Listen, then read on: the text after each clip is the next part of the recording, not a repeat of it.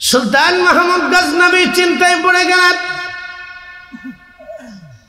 ছোট্ট বাচ্চাটা কেন দোকানদারের প্রদীপে বসে কিতাব পড়বে, কারণ কি?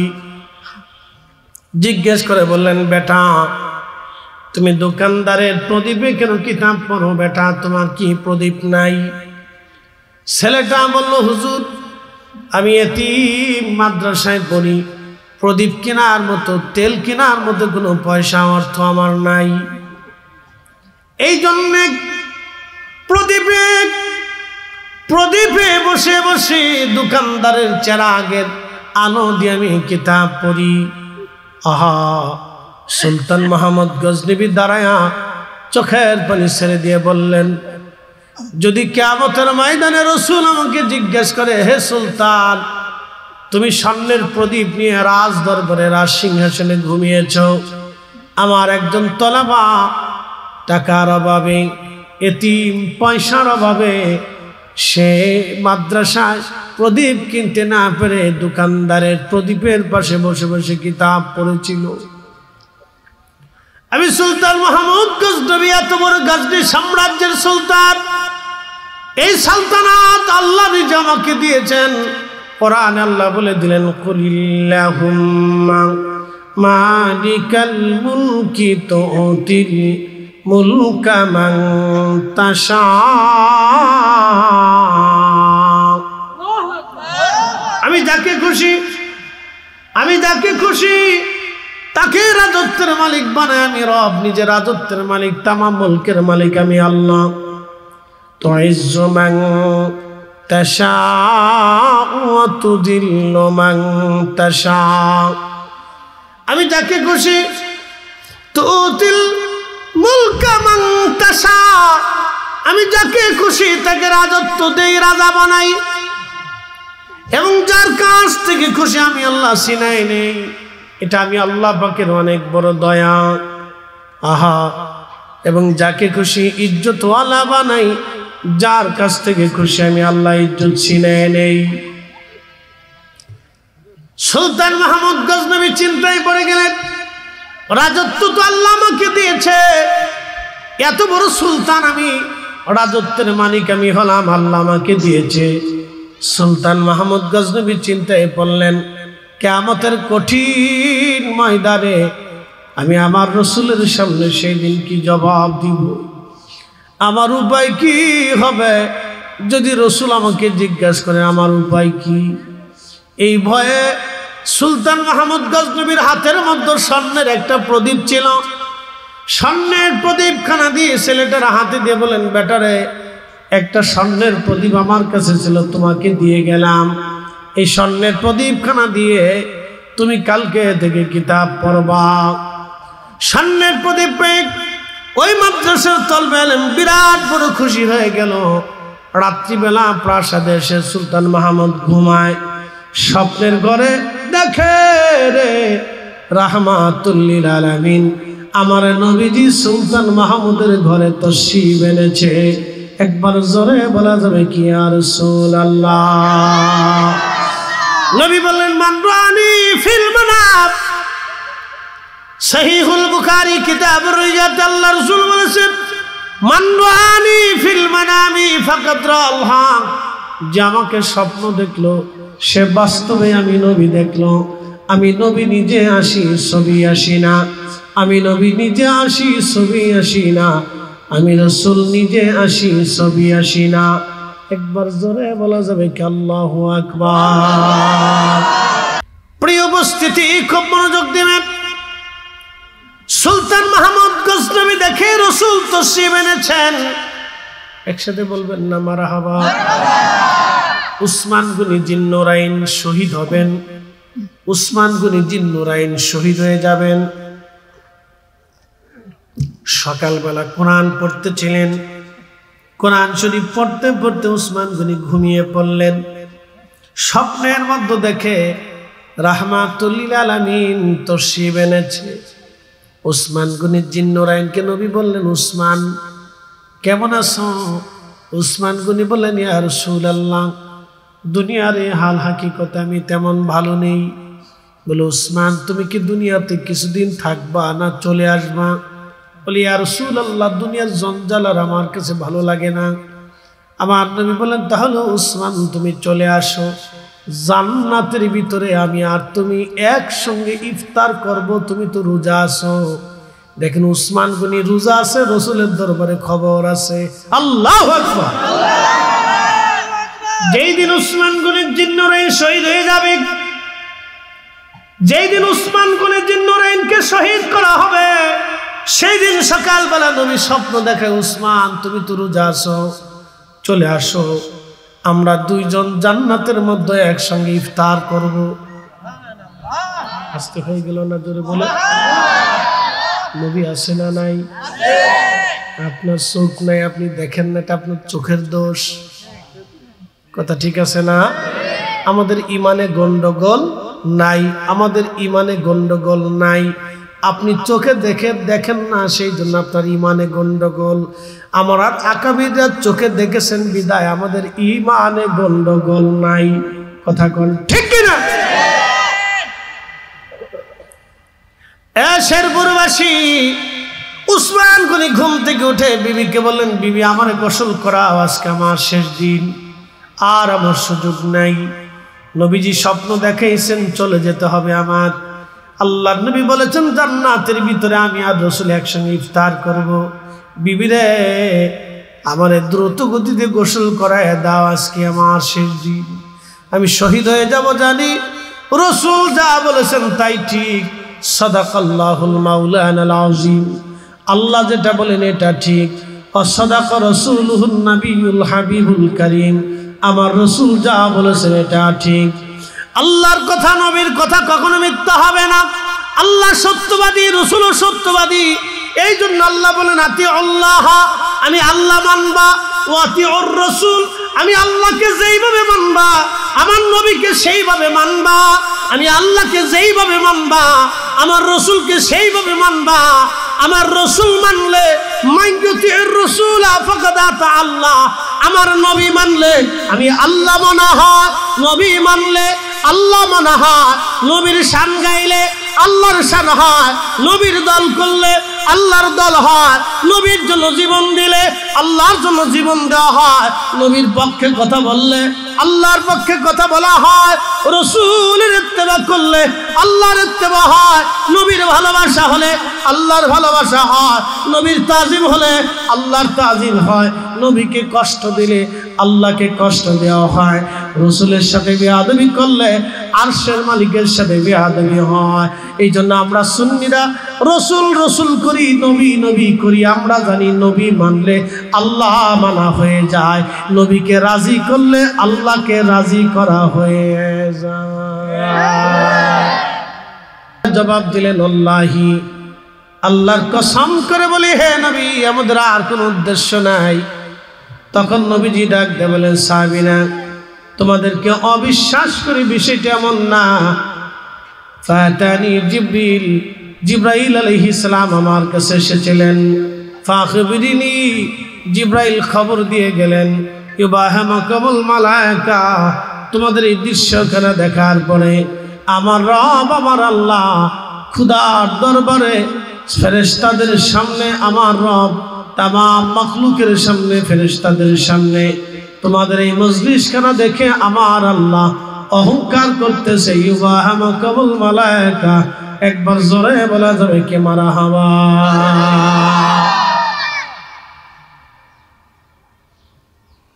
ইউবাহামাকুমুল মালায়েকা, ফেরেশতারা আল্লাহর জিকির, ফেরেশতাদের সামনে আল্লাহ তোমাদেরকে নিয়ে অহংকার করে। ফেরেশতারা আমার বান্দা সৃষ্টি করতে তোমরা নিষেধ করেছিলে, দেখো আমার বান্দারা আজকে দুনিয়ার এই মজলিসখানা দেখেন, আমাদেরকে নিয়ে আল্লাহ অহংকার করে। ফেরেশতারা আমার এই বান্দাগুলি দুনিয়ার কাজ ছিল, কাজ করে নাই। দিনের ভাগে মাহফিল তারা সাজানো হলো, জোহরের নামাজের পরে কত মানুষ চার দোকানে, পানের দোকানে, অফিস আদালতে দুনিয়ার কাজে ব্যস্ত হয়ে গেল। আমার এই বান্দাগুলি ব্যস্ততা ফেলাইয়া কাম, ক্রোধ, লোভ, মোহ, হিংসা, কামনা, বাসনা নিয়ে আশা, আকাঙ্ক্ষা সব কিছুকে এক পাশে আমার বান্দারা রেখে দিয়ে আমার বান্দারা সব জান্নাতের বাগানে বসে গেল। ফেরেশতারা রে তোরা সাক্ষী থাক, আমার বান্দারা দুনিয়ার সব থেকে জুদা হইয়া আমার এই জান্নাতের বাগানের মধ্যে বসে গেছে। ফেরেশতারা রে তোমরা বলছিলে ওয়া নাহনু নুসাব্বিহু বিহামদিকা ওয়া নুকাদ্দিসু লাক,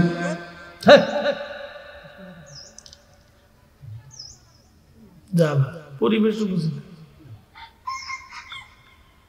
রব্বুল আলামিন ডাকতে বলতেছে ফেরেশতারা তোমরাই বলে আল্লাহর জিকির করো, তোমরাই বলে হামদ করো, তোমরাই বলে তাসবিহ করো। দেখো আমার বান্দারা ক্ষুধা রেখে দিল, বাড়ি রেখে দিল, জমি রেখে দিল, ব্যবসা রেখে দিল, বাড়ি ঘর রাখলো, শীতের মধ্যে ঠান্ডা মাটির উপরে বসিয়া ডানে শীত বামে শীত উপরে শীত নিচে শীত, শীতের মধ্যে আমার বান্দা ঠান্ডাকে এক পাশে করিয়া আমার জিকির ফিকিরে আমার বান্দারা বসে গেল। ফেরেশতারা তোরা সাক্ষী থাক, আমার বান্দাদের জীবনের গুনাহ আমি আল্লাহ মাফ করে দিলাম।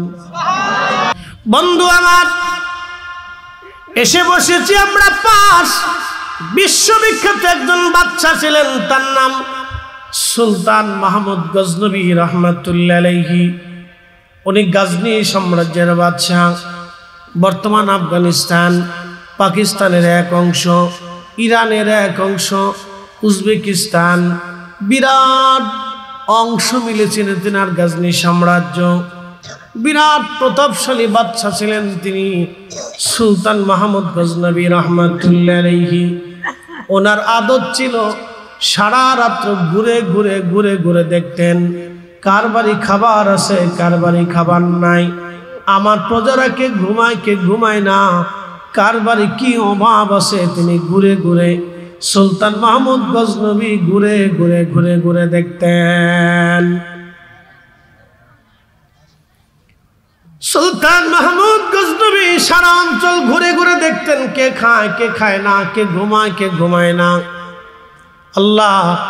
আল্লাহ রসুল বলেন সুলতান জিল্লুল্লাহি ফিল আরদ, সুলতান যারা রাজা বাদশাহ যারা হবে তারা জমিনের ছায়া হবে, আল্লাহ প্রদত্ত ছায়া। আল্লাহ যেমন একটা গাছ যেমন সবাইকে ছায়া দেয়, এই বাদশারা হলো জমিনে আল্লাহর ছায়া। আল্লাহ যেমন সবাইকে খাবার দেয়, আল্লাহ মানুষেরও খাবার দেয়, গরু ছাগলকেও খাবার দেয়, পশু পাখিরাও খাবার দেয়, হিন্দুকেও খাবার দেয়, মুসলমানকেও খাবার দেয়, খ্রিস্টানকেও দেয়। সুলতান রাজা বাদশা যারা আছে সবাইকে নিরাপত্তা দিবে, সবার কর্মসংস্থান, সবার বাসস্থান, সবার খাদ্য নিরাপত্তা, সবার ব্যক্তিগত নিরাপত্তা থেকে শুরু করে ওষুধপত্র থেকে শুরু করে বস্ত্র এবং বাসস্থানের নিরাপত্তা তারা দিবে।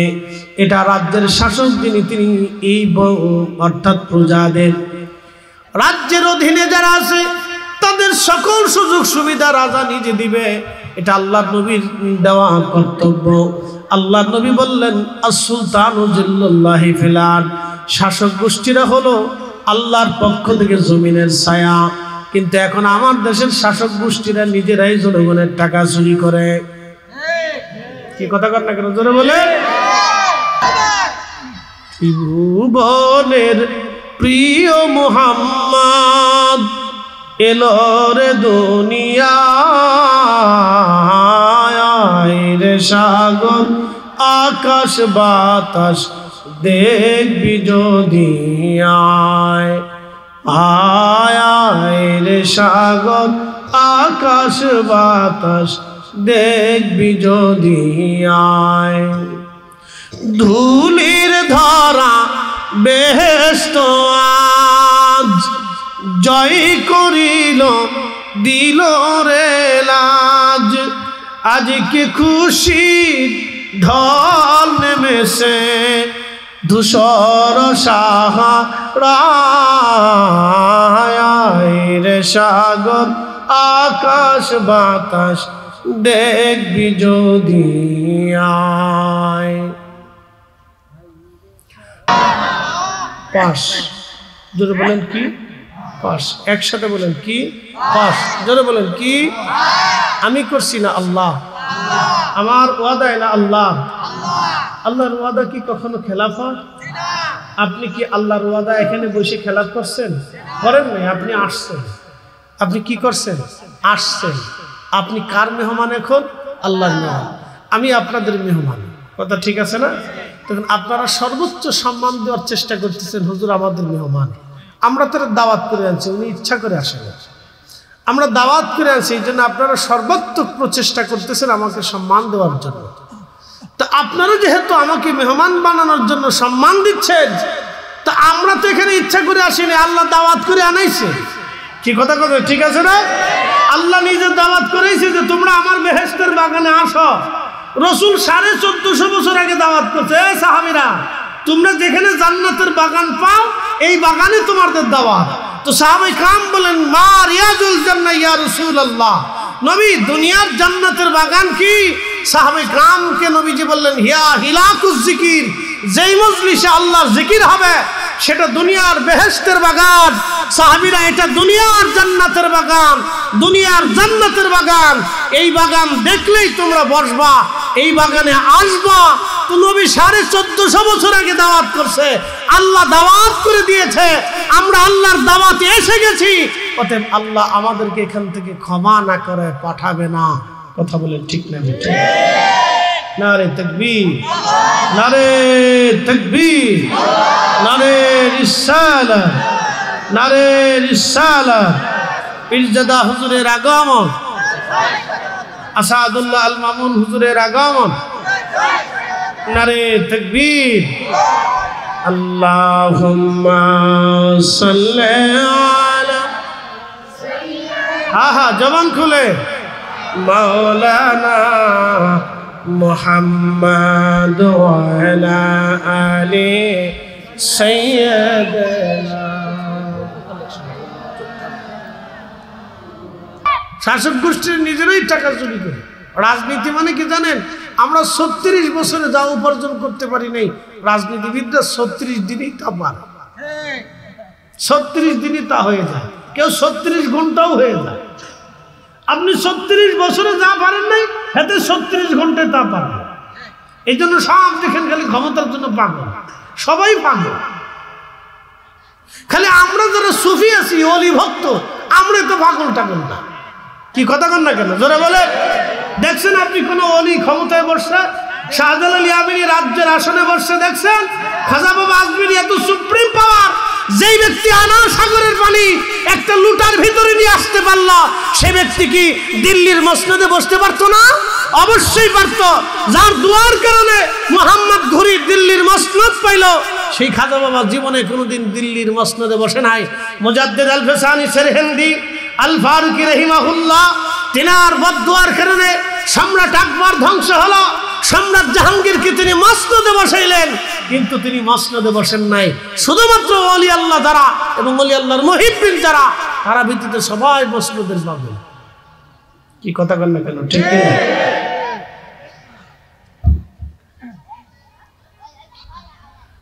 শেরপুরবাসী মনোযোগ দিয়ে শুনে যাবেন। আজ দিনের মাহফিল কি খারাপ হয়েছে ভাই? ভালোই তো হয়েছে আলহামদুলিল্লাহ। রাত্রিবেলা অনেকে কয় কি কয়, ধুর বেশি শীত পড়ছে, রাত পড়ছে, কুয়াশা পড়ছে, যাইতাম না। দিনের বেলা মাহফিল দিলে যারা আসে না, যারা আহে না মাহফিলে, তারা উসিলা তো একটার পর একটা দরেই সবসময়। রাত্রিবেলা দিলে কয় না, হয়তো কুয়াশা মুয়াশা পড়ছে, রাত বিরাট দেখা যাবে না, বাড়ি আসতে পারবো না, এর লেগে আসি নেই। দিনের বেলা দিছি, দিনের বেলা দিলে কাজ বাজ আছে, ব্যবসা বাণিজ্য আছে, এসে আছে, মানুষ হুজুররা টাইম টিম পেল না, দিনের বেলা দিয়ে দিছি, এর লেগে আসে না। যারা আসে না তারা রাতেও আসে না, দিনেও আসে না। যারা বসে না তারা রাতেও বসে না, দিনেও বসে না। কি কথা কন না কেন? যারা আসে তারা দিনেও আসে, রাতেও আসে। আল্লাহু আকবার। দিনে দিয়ে তো খারাপ হয়েছে না, যা হয়েছে আলহামদুলিল্লাহ। এখানে যারা আমরা বলছি সব পাঠ, এগুলো সব সাক্কা সাক্কা পাক্কা পাক্কা মুসলমান। কথা ঠিক কি না? নারে তাকবীর, নারে রিসালাত। আল্লাহ কবুল করুন বলে না আমি। তো সুলতান মাহমুদ গজনবী সারা দুনিয়া ঘুরে ঘুরে দেখতেন। একদিন ঘুরতে ঘুরতে ঘুরতে ঘুরতে ঘুরতে ঘুরতে এক বাজারে ঢুকছে রাত্রিবেলা। দেখে একটা ছোট্ট বাচ্চা এক প্রদীপের দোকানদারের যে প্রদীপ জ্বলতেছে চেরাগ, এই চেরাগের পাশে বসে বসে কিতাব পড়তেছে। খুব মনোযোগ দিবেন, রাসূল নিজে তশরিফ এনেছেন। একসাথে বলেন আল্লাহু আকবার। নবী আসে কিনা? জোরে বলেন, নবী আসে কিনা? যে আসে সেই তো আসবে, যে আসতে পারে সেই তো আসবে, যে নাই সে আসবে না, যে আসতে পারে না সেও আসতে পারবে। যিনি আসেন তিনি আসবেন, কথা ঠিক আছে না ভাই? যিনি আসেন তিনি আসবেন, কিন্তু আসার ক্ষমতাও তার থাকতে হবে। রাসূলের ক্ষমতা আছে বিধায় রাসূল সরাসরি স্বপ্নে উম্মতের সাথে আসে, কথা বলে, কিয়ামত পর্যন্ত বলবে। এর অর্থ হচ্ছে হাকিকতে রাসূল কিয়ামত পর্যন্ত উম্মতের মাঝেই থাকবে। উম্মত চোখে দেখে না, সেটা উম্মতের চোখের দোষ। আজকে সূর্য উঠে নাই, মেঘ সূর্যকে ঢেকে দিয়েছে। বলেন, মেঘ কি সূর্যকে কিয়ামত পর্যন্ত ঢাকতে পারবে?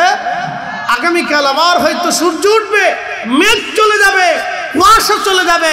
সূর্য কিন্তু ঠিকই আকাশে উঠেছে, হয়তো মেঘের কারণে সূর্য দেখা যাচ্ছে না, অথবা কুয়াশার কারণে আজকে সূর্য দেখা যাচ্ছে না, কিন্তু সূর্যের জায়গায় সূর্য ঠিক আছে। আমার রাসূলের জায়গায় রাসূল ঠিক আছে। আমাদের অন্তরের ময়লার কারণে আমরা নবী দেখি না, কথা বল না কেন, ঠিক না? আমাদের অন্তরের ময়লার জন্য রাসূল দেখা যায় না। ধুলির ধারা বেহেশত আজ জয় করিল, দিল রে লাজ। আজকে খুশির ঢল নেমেছে, ধূসর সাহারায় সাগর আকাশ বাতাস দেখবি যদি আয়। সূত্র কি কঠিন না সহজ? জোরে বলেন। এটাতে তেনা ফেসাইতি ফেসাইতি ফেসাইতি ফেসাইতি আমরা মানে যে বেদাতি উদর ফিনকে বুদুর করে চুরি করছে, একদম সাবাইছে আরেকজনের কারণে আমরা মানে যে বেদাতি। ইস, কত বড় বুজুর্গ আমরা হয়ে গেছি বেদাতি। শেরপুরবাসী মনোযোগ দিবেন, জমিন কার? আসতে হয়ে গেল না? একসাথে বলেন, কার? কোরআন শরীফ কার বাণী? তো আল্লাহর জমিনে আল্লাহর কোরআনের তেলাওয়াত হবে না তো হবে কোন জায়গায়? মুসলমানের ঘরে যদি কোরআন তেলাওয়াত না হয় তো হিন্দুর ঘরে হবে? মুসলমানের ঘরে যদি রাসূলের দুরূদ সালাম না হয় তো খ্রিস্টানের ঘরে হবে? তো মুসলমানের বাড়িতে যদি আল্লাহ জিকিরের মাহফিল না হয় তো মাহফিল কি ইহুদির বাড়িতে হবে? মুসলমানের ঘরেই কোরআনের খতম হবে, মুসলমানের বাড়িতে নবীর মিলাদ হবে, মুসলমানের ঘরেই রাসূলের শান হবে, মুসলমানের ঘরেই নবীর দুরূদ সালাম হবে। কথা বললে কেন? ঠিক করে আমরা বেদাতি হইছি, আমরা কিতা হইছি? বেদাতি। অনেক বড় অপরাধ করছি আমরা। আচ্ছা বলেন তো, এদেশে মিলাদ কিয়াম বন্ধ করিয়া, দোয়া বন্ধ করিয়া, জিকিরের মাহফিল বন্ধ করিয়া, কোরআন খতম বন্ধ করিয়া সুদ বন্ধ হয়েছে? ঘুষ বন্ধ হয়েছে? পতিতলায় উচ্ছেদ হয়েছে? আকাম কাকাম বন্ধ হয়েছে? বেহাপনা বন্ধ হয়েছে? তো লাভ হয়েছে।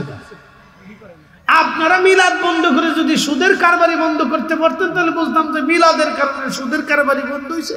আচ্ছা, একটা বন্ধ হয়েছে, আর একটা বন্ধ হয়েছে, একটা ভালোটা বন্ধ হয়েছে, খারাপটা বন্ধ হয়েছে, তাহলে আচ্ছা সমানে সমান আছে, আমরা মানলাম। তা আপনি তো মিলাদ কিয়াম বন্ধ করে, কোরআন খতম বন্ধ করে পতিতলায় বন্ধ করতে পারেন নাই। কি কথা কন না কেন? লাভ করলেন কার? লাভ তো কারো করেন না, লাভ তো শয়তানে করে ফেলছে। আর আমরা যখন এটাকে জিন্দা রাখতে চাই তখন আমরা বানাইছেন বেদাতি। বিরাট বড় বুজুর্গ। আমরা যখন এটা চালু রাখতে চাই যে আল্লাহর জমিনে আল্লাহর জিকির চালু থাকবে, মুসলমানের ঘরে ঘরে রসুলের দুরুদ সালাম কোরআনের খতম চালু থাকবে। আমরা যখন চালু করার জন্য চেষ্টা করি, আমরা যখন চালু করার জন্য মানুষকে বোঝাই, তখন আমরা হয়েছি বেদাতি। আর আপনারা এটা বন্ধ করে আজ পর্যন্ত সুদের কারখানা বন্ধ করতে পারেন নাই, পতিতালয় বন্ধ করতে পারেন নাই, ঘুষ বন্ধ করতে পারেন নাই, বেহাবনা বন্ধ করতে পারেন নাই, জেনা বন্ধ করতে পারেন নাই, এই ফাঁসিগি বন্ধ করতে পারেন নাই, এই অন্যায় জুলুম বন্ধ করতে পারেন নাই, এই অন্যায় অপরাধ বন্ধ করতে পারেন নাই, নারী পুরুষের অবাধ মেলামেশা বন্ধ করতে পারেন নাই। তখন আপনার এটাও পারলেন না, এটাও বন্ধ করে দিলেন, এটাও পারলেন না, এটাও বন্ধ করে দিলেন। আর আমরা যখন ভালো কাজটা চালু রাখতে চাইতেছি, আমরা হিসেবে দাঁড়ি। কি কথা বলেন না? জোরে বলে। যদি আমার কথায় লজিক যদি না থাকে, তাহলে আপনি বলবেন যে ফরিদি সাহেব আপনার কথায় লজিক নেই, যুক্তি নেই। আমরা যখন এটা চালু রাখার জন্য, আচ্ছা মুসলমানের বাড়ি জিকির হবে না তো জিকির কি হিন্দুর বাড়ি হবে? কোন হিন্দু তার বাড়িতে আল্লাহ জিকিরের মাহফিল দেবে? তো মুসলমানের বাড়িতেই তো হবে। কি কথা ঠিক আছে না? মুসলমানরা যদি আল্লাহর কাছে দোয়া না করে, তো হিন্দুতে দোয়া করবে, খ্রিস্টানে করবে? তো মুসলমানই তো আল্লাহর কাছে হাত তুলবে। তো এটাও বন্ধ করে দিচ্ছে। তো দোয়া বন্ধ করাইয়া আপনি কি জেনা বন্ধ করাইতে পারছেন? দোয়া বন্ধ করাইয়া আপনি কি সুদ বন্ধ করাইতে পারছেন? তা আপনি যেটা বন্ধ করাইতে পারলেন না, তো দোয়া কেন বন্ধ করাইতে? আর আমরা যখন এটা চালু রাখার জন্য চেষ্টা করি, তখন আমরা হয়েছি বেদাতি। ইস, আর আপনি হয়ে গেছেন হক্কানি। শয়তানে হাসে, বাপ রে বাপ, তোরা আমার সিটু বড় সিটা। কি কথা কর না কেন?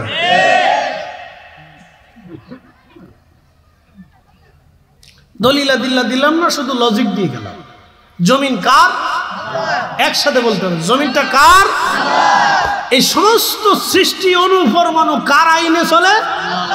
আজকের এই শীতের জানুয়ারির 1 তারিখে 1 তারিখে বাদ জোহরে এই সময় এত শীত পড়বে আমরা জানি না। 2 দিন আগে কিন্তু এত শীত ছিল না। আজকে দিনের বেলা এত শীত, না জানি রাত্রি কি হবে না। আমার রাত্রে আরো 2টা প্রোগ্রাম। আজকে খুব সাফা চলছে, শেষেরটা কিন্তু তাড়াতাড়ি আসেন, শেষ হয়ে গেলাম, ঠান্ডায় জমে যেতেছি, পেয়ারা পেয়ারা। তো যাই হোক, বাদ জোহরে খারাপ হয়েছে না। আমি কাদরি সাহেব হুজুর আমাকে ফোন দিয়ে বলতেছে যে ফরিদি সাহেব, আপনি একটু সুযোগ দেন। বললাম যে হুজুর বাদ জোহর ছাড়া তার রাস্তা নেই, তাকে দেন বাদ জোহরই হবে ইনশাল্লাহ। তো হুজুরের সাথে মনে হয় কথা বলছে, বাদ জোহরই হবে, তা হয়ে গেছে আলহামদুলিল্লাহ। আল্লাহ যেটা কবুল করে। কথা ঠিক আছে না ভাই? তো আজ আমার শেষ কথায় যদি লজিক না থাকে, তাহলে বলবেন যে হুজুর আপনার কথায় লজিক নেই। তো একটা কথা মনে রাখবেন, আল্লাহ কোরআন একটা আয়াত আমাদেরকে জানিয়েছে, আল্লাহু আকবার ওয়ালিল্লাহিল হামদু বিসমিল্লাহির রাহমানির রাহিম।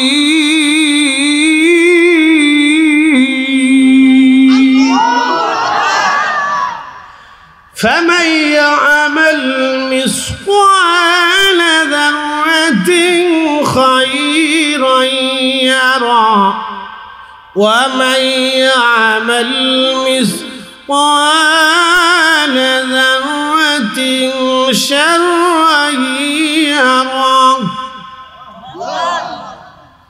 রব্বুল আলামিন আমাদেরকে ডেকে বলেন, হে বান্দারা, অনুপরিমাণ নেকের কাজ। দুরূদ শরীফের এক দুরুদে কয় নাকি 10 নাকি? জোরে বলেন, কয় নাকি? কয়টা গুনাহ মাফ? 10টা গুনাহ মাফ। কয়টা রহমত? 10টা রহমত। তাহলে এই নেকের সওয়াব আমরা ছাড়ব না। আমাদের ঘরে ঘরে ঘরে ঘরে চালু রাখবো। এক জোরে বলেন, জোরে বলেন, জোরে বলেন। তাহলে মিলাদ কিয়াম দিয়ে আমরা ঘরে ঘরে নবীর দুরুদ সালাম, জিকির ফিকির, কোরআন খতম চালু রাখবো। হাত উঁচু করে বলেন, রাজি আছেন না নাই? হাত উঁচু করে রাজি আছেন না নাই? নারে তাকবীর, নারে রিসালাত। আল্লাহ কবুল করুক বলে না, ঘরে ঘরে চালু রাখবো। আমাদের আইনে না আল্লাহর আইনে? কথা কন না কেন? আল্লাহ যদি নেকি দিতে পারে, তা আমি নেকি ছাড়বো কে? কি কথা ঠিক আছে না ভাই? নেকি দিবে কে?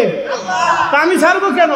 আল্লাহ নিজে বলছেন, অনুপরিমাণ নেকের কাজ করলে আমি তোমার বেনিফিট দেবো, আল্লাহকে সওয়াব দিব। আর আমরা মোল্লাকে বেদাত হইব। মোল্লার বেদাতের ফতোয়া মানার টাইম আমাদের নাই। কথা ক্লিয়ার না ভেজাল আছে? ও আল্লাহরটাই মানে। কারটা? আল্লাহ নিজে বলছে অনুপরিমাণ হলে তাও দিয়ে দেব। তো কোরআনের খতমে এক এক হরফে 10 নেকি, এক এক দুরুদে 10 নেকি। আর আফজালু যিকির লা ইলাহা ইল্লাল্লাহ যিকির, যেখানে দোয়া হয়, যেই মজলিসে দোয়া হয়, দুনিয়ার ওটা সাধারণ জায়গা থাকে না, যেই মজলিসে আল্লাহর জিকির হয়, হিয়া হিলাকুজ জিকির হুয়া রিয়াজুল জান্নাহ, জিকিরের মজলিস আল্লাহর বেহেশতের বাগান। তো বেহেশতের বাগান যেখানে আছে সেখানে আমি যাব না তো কে যাবে? হিন্দু আসবে, খ্রিস্টান আসবে, বৌদ্ধ আসবে, নাসারা আসবে, নাস্তিক আসবে, আমাদের জিকিরের মজলিসে এরা কেউ আসবে না, আমরাই যাব। আল্লাহ বলছে তুমি যদি যাও তো এক কোন পরিমাণ করলেও বেনিফিট দিয়ে দেব।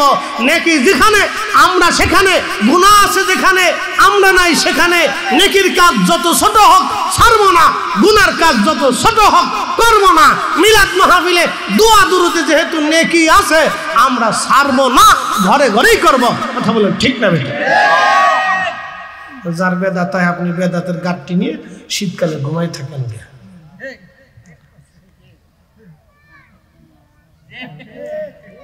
কথা কেমন লজিক আছে? আপনার বেদাত যদি আপনার কাছে মনে হয় তাহলে ওটা গাঁটটি বুকসে বাইন্দে আপনি শীতকালে নিয়ে খাতার ভিতরে নিয়ে শুয়ে থাকেন। আমরা দোয়া দুরুদ জিকির আজকার মিলাদ মাহফিল এটা আমরা বাড়িতে, ঘরেতে, বাড়িতে, স্থানীয় মাদ্রাসা, মসজিদে আমরা করতেই থাকি। কি কথা ঠিক আছে না? আল্লাহ কবুল করুক বলে না হবে। কথা ক্লিয়ার? এর চেয়ে সুন্দর কথা আমার কাছে আর নাই।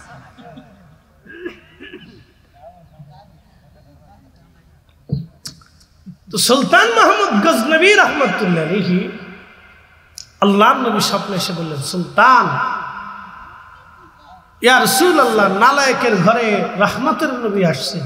চিন্তা করেন, একটা সুলতানকে রাসূল স্বপ্ন দেখানো মানে কি?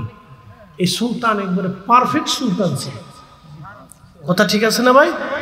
কারণ রাজা বাদশাদেরকে তো রাসূল স্বপ্ন দেখানোর কথাই আসে না। রাজা বাদশাদের মতো নিকৃষ্ট পৃথিবীতে আর কেউ নাই। এটা মনে করেন না যে প্রেসিডেন্ট, প্রধানমন্ত্রী, এটা সেটা, এদের মতো নিকৃষ্ট পৃথিবীতে নাই। বলে হুজুর কি বলতেছেন? হ্যাঁ আমি এটা ঠিকই বলতেছি।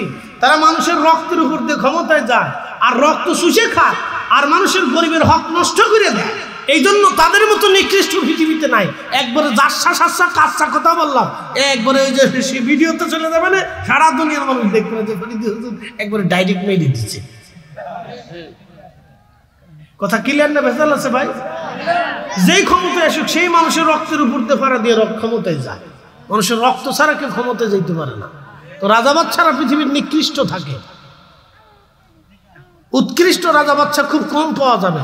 পৃথিবীতে 4 জন ছিল, আবু বকর, ওমর, উসমান, আলী। এরপরে যা আসছে সব 2 নম্বর। তো এটার ভিতরে সুলতান মাহমুদ গজনবী একজন, যে সাতটা রাসূল থেকে স্বপ্ন দেখে বলতেছে, সুলতান তুমি আজকে আমার একজন তলাবাকে সম্মান করছো স্বর্ণের প্রদীপ দিয়া, তুমি তারে সম্মান করো নাই, তুমি আমি রাসূলকেই সম্মান করছো। আমি নবী তোমাকে দোয়া দেওয়ার জন্য আসছি, দোয়া করে গেলাম, দুনিয়া আখিরাতে আল্লাহ তোমাকে ইজ্জতওয়ালা বানাবে। আচ্ছা, রাসূল তার উপরে খুশি কেন? সে একজন তলবে এলেমকে দিয়া একটা স্বর্ণের প্রদীপ দিয়ে আসছিল। তাহলে এই মাদ্রাসায় খেদমত করলে লাভ হবে না লস হবে? বাবা, 1 টাকাও নষ্ট হবে, 1 টাকাও নষ্ট হবে না। 10 বছর আগে এই জমিনের উপরে কি এই ঘর ছিল? গত বছরে ছিল? গত বছরে এই জমিনের উপরে কি এই কোরআনের ঘর ছিল? আজকে এটা কোরআন আর রাসূলের হাদিসের ঘর হচ্ছে। আল্লাহু আকবার বলে না, না জোরে বলে। আল্লাহ হয়তো জমিনটাকে মঞ্জুর করছে। কথা ঠিক আছে না বাপ? এই জমিনটাকে আল্লাহ মঞ্জুর করছে বিদায় এইখানে আপনারা জিকিরের মাহফিল দিয়েছেন। এই জমিনকে আল্লাহ এই জন্য মঞ্জুর করছে। বাপ, পৃথিবীতে আমরা সবাই কবরে চলে যাব। 100 বছর আগে বয়সী এখানে কেউ আছে? 100 বছর বয়সে? তার অর্থ হচ্ছে 100 বছর আগে যারা গ্রামে ছিল আজকে সব কবরে চলে গেছে। বাকি 100 বছর পরে আমরাও কবরে চলে যাব। কিন্তু মাদ্রাসা থাকবে, কোরআন থাকবে, হাদিস থাকবে, আজান থাকবে, মুসলমান থাকবে, আমরা থাকবো না। এটা চিরসত্য। আমরা থাকবো না, কিন্তু প্রতিষ্ঠান 100 বছর পরে আমরা ঠিক কবরে চলে যাব।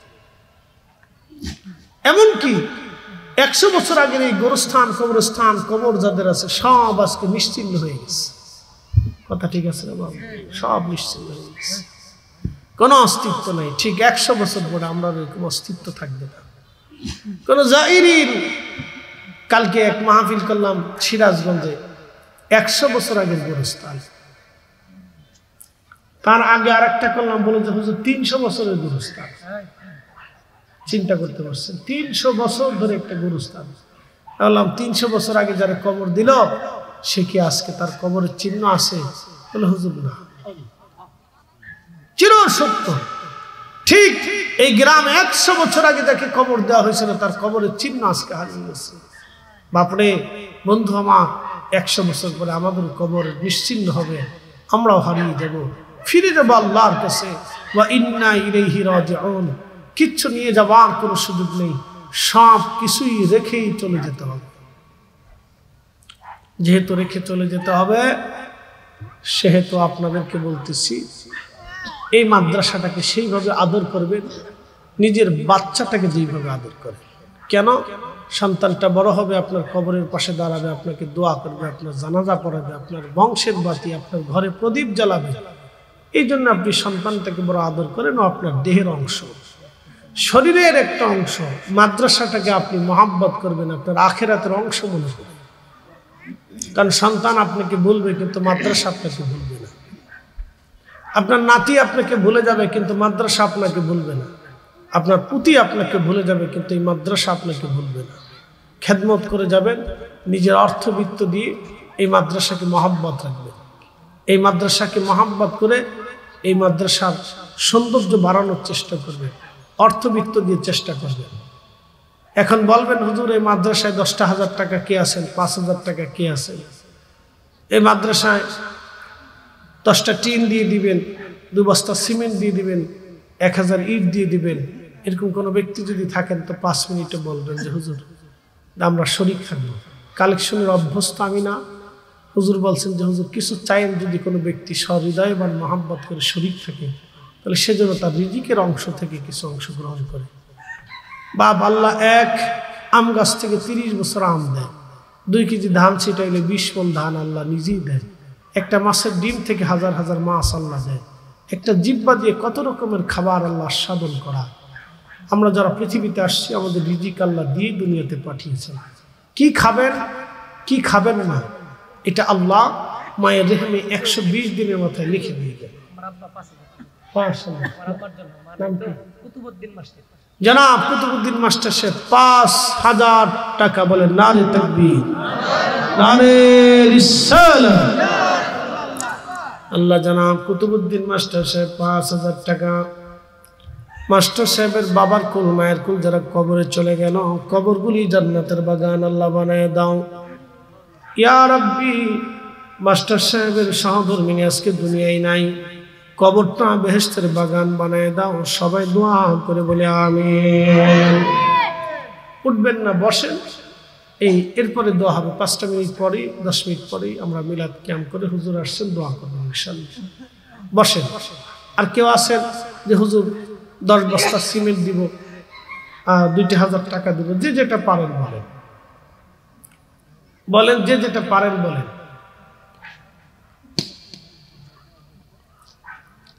যে যেটা পারেন বলবেন যে হুজুর আমরা এটা এটা দিব ইনশাআল্লাহ। কারো অর্থ নষ্ট হবে না। আর কেউ আছেন 2,000 টাকা